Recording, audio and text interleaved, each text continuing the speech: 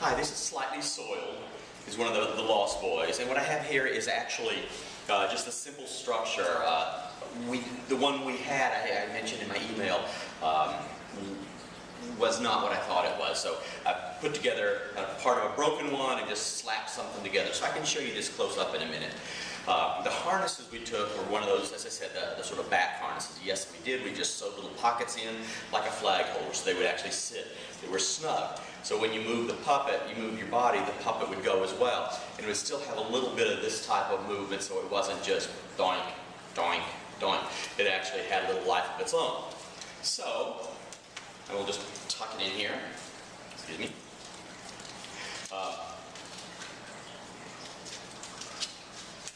There.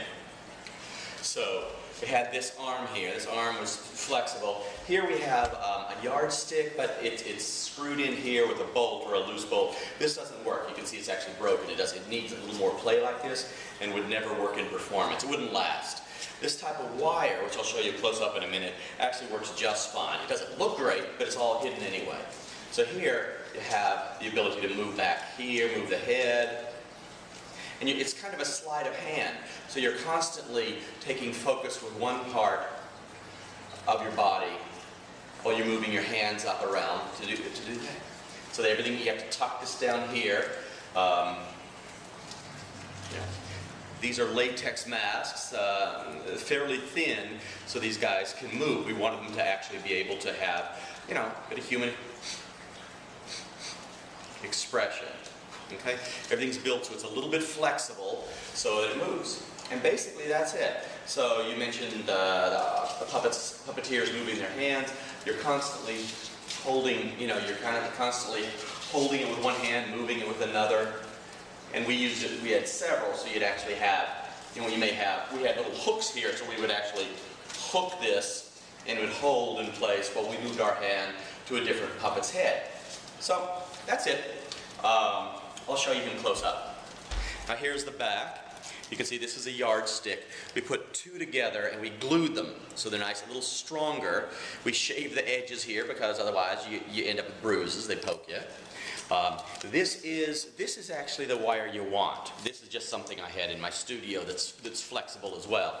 And the back of the head, we put some bolts in there. We made a little bracket here. This is what you do to move the head. It gives you something to grab onto. It's easier than sticking your hand and having to try to find where the mask is, okay?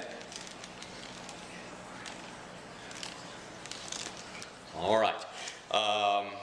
And little joints here. We did this with wires a lot. This is bolted in now, but this is, I realized, was just a test we were doing to try to see if there was a little more, a better way. Because what we found we wanted to get rid of was all that reverberation, so that when it moved, it kind of settled naturally in here. This is actually just, we got some irrigation tubing and cut the holes, because you need to be able to slip your hand in really easily.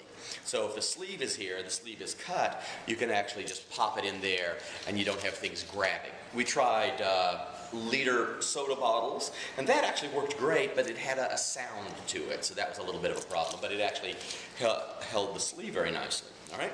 Then we just actually put the foam on here, and the foam actually adds a bit of weight. So we had the foam, we had bellies, we had, pectorals cut in here, and those two we sewed in so that they had a little bit of flexibility. We put them in bags, and there are different solutions we had, but basically, as I think you're finding, we wanted to get rid of every partial ounce of weight, because by the time you get one of these guys up here, then, and all this on, it gets pretty heavy. Costume is pretty heavy. We did not use legs. We let the performer's legs become second, but we did play with legs, with sort of a bunraku style, attaching legs here, so that as you moved, that the puppet would have you could kind of attach a leg so it had a sense of movement too. But we didn't solve that problem and never kind of went back to solve it once the show started touring. So, but I love the idea. I think it looked great. So, that's it. Call with questions. Oh, actually, I'll show you close up now.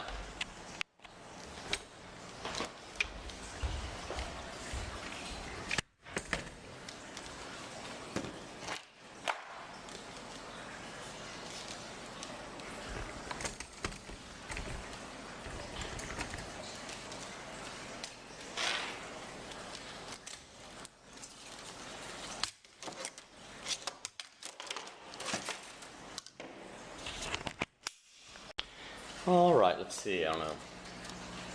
There's a close-up of the back of the head. You put the little bolts in here, tie them in. You do want that. This neck was too long, so I wound it around. This stuff is great because, again, you don't care if it looks ugly. You can really move it forever and adjust it. You know, we actually wound these around a few times. Makes it heavier, but it gives you that extra stability. Here's an example of a joint. This isn't sturdy enough, and because my background's not puppetry, I think I was pretty rough on them when we performed. This actually works a little better in that you have this. You see, this is, I don't know if this is showing well or not. Oh, it's not. We have these loops, and you can loop them around one piece of metal. See how I've looped that around there?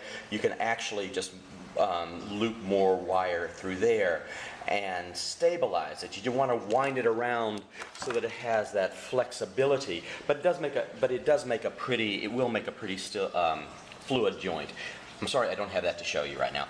This is not, I think, a good solution. We did, you know, screw these in. They do okay, but I'm not sure that they would last through much performance. Okay, I think that's it. Oh, around here too, we actually we took the wire down here, we looped it around, we had a little jig where we wrapped the wire around and back and here and back. So we gave it a little bit of maybe 2 or 3 pieces here that were ribs, and that's what we attached our foam to, and it gave it a little bit of the body. Okay?